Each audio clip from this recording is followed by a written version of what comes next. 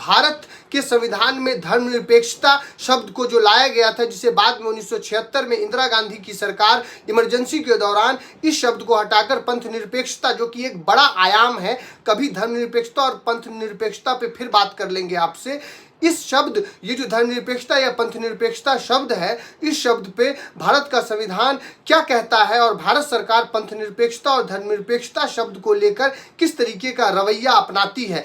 तो साथियों, पंथ निरपेक्षता या धर्मनिरपेक्षता, जिसे इंग्लिश में सेक्युलरिज्म कहते हैं, इसे इस प्रकार आसानी से समझ सकते हैं कि भारत में धर्मनिरपेक्षता और पंथ निरपेक्षता के विचार को अपनाया गया है। अर्थात भारत में कोई एक धर्म या किसी एक पंथ की वकालत भारत सरकार नहीं कर सकती है। भारत सरकार धर्म और पंथ के विचार को लेकर निरपेक्ष रहेगी, अर्थात उदासीन रहेगी, अर्थात निगेटिव रहेगी। यानी कि इस देश में कोई भी धर्म और कोई भी पंथ के लोग अपनी विचारधारा का प्रचार प्रसार करते हैं, अपनी विचारधारा और अपने धार्मिक परंपरा, अपने धार्मिक अनुष्ठान का प्रयोग कर सकते हैं, किसी भी धर्म को अपना सकते हैं, नमाज पढ़ सकते हैं, पूजा कर सकते हैं, गिरजाघर में जा सकते हैं।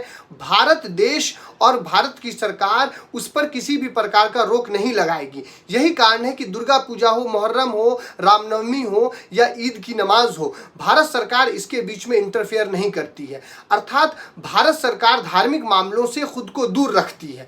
क्या यही धर्मनिरपेक्षता है भारत की? नहीं।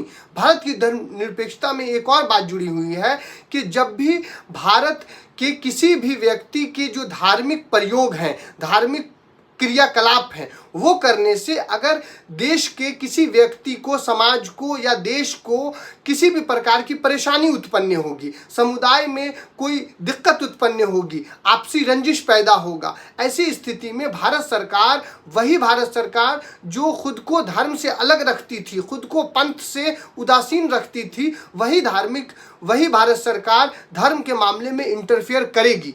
अर्थात यदि ईद के नमाज को रोड पे पढ़ने पर ट्रैफिक जाम होगा, यदि दुर्गा पूजा में मूर्ति स्थापित करने पर, रामनवमी में या मुहर्रम में झांकियां निकालने पर यदि लॉ एंड ऑर्डर बिगड़ेगा, तो ऐसी स्थिति में भारत सरकार धर्म के मामले में इंटरफेयर कर सकती है।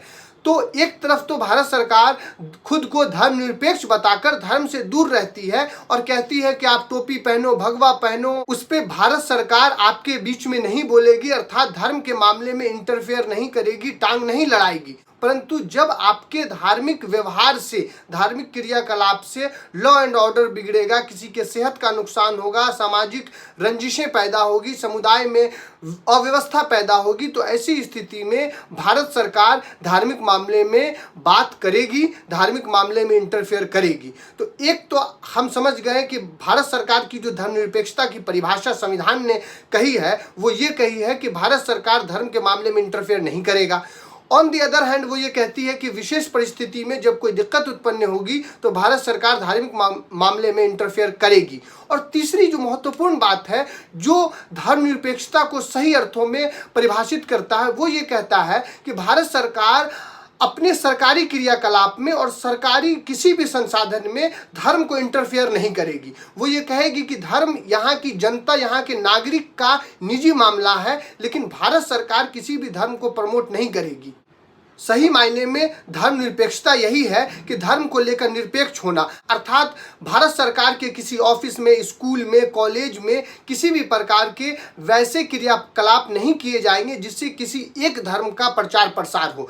तो मैं खुले शब्दों में आपको बता देना चाहता हूं कि भारतीय संविधान के अनुसार किसी सरकारी स्कूल में सरस्वती वंदना या कोई इस्लामिक गाना या कुरान की तिलावत यानी कुरान का पाठ या गीता का पाठ नहीं हो सकता है। ये बिल्कुल ही गैर संवैधानिक है। हाँ, किसी व्यक्ति ने यदि मुस्लिम स्कूल खोल रखा है, किसी व्यक्ति ने कोई हिंदू स्कूल खोल रखा है, कोई क्रिश्चियन स्कूल खोल रखा है, तो वहाँ वो बाइबल, गीता, कुरान का पाठ करा सकते हैं, सरकार इसमें इंटरफेयर नहीं करेगी। परंतु सरकारी महकमे में या सरकारी खर्चे पर कोई भी धार्मिक क्रियाकलाप सरकार नहीं करेगी और ऐसा करना बिल्कुल संवैधानिक रूप से गलत है। यही संविधान में वर्णित धर्मनिरपेक्षता की सही परिभाषा है।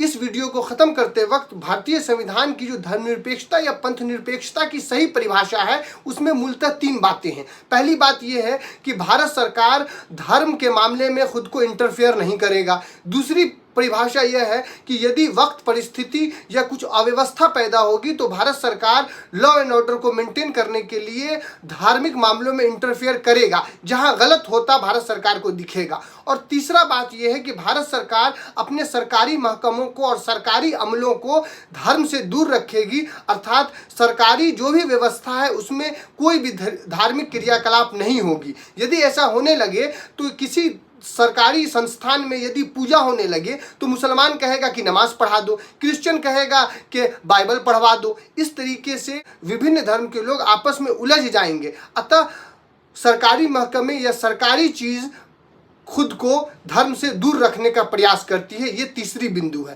साथियों, इस सूझबूझ नामक वीडियो चैनल पे आपसे लगातार इस तरह हम बात करते हैं और करते रहेंगे। आज के लिए इतना ही। तब तक के लिए जय भारत, जय हिंद साथियों।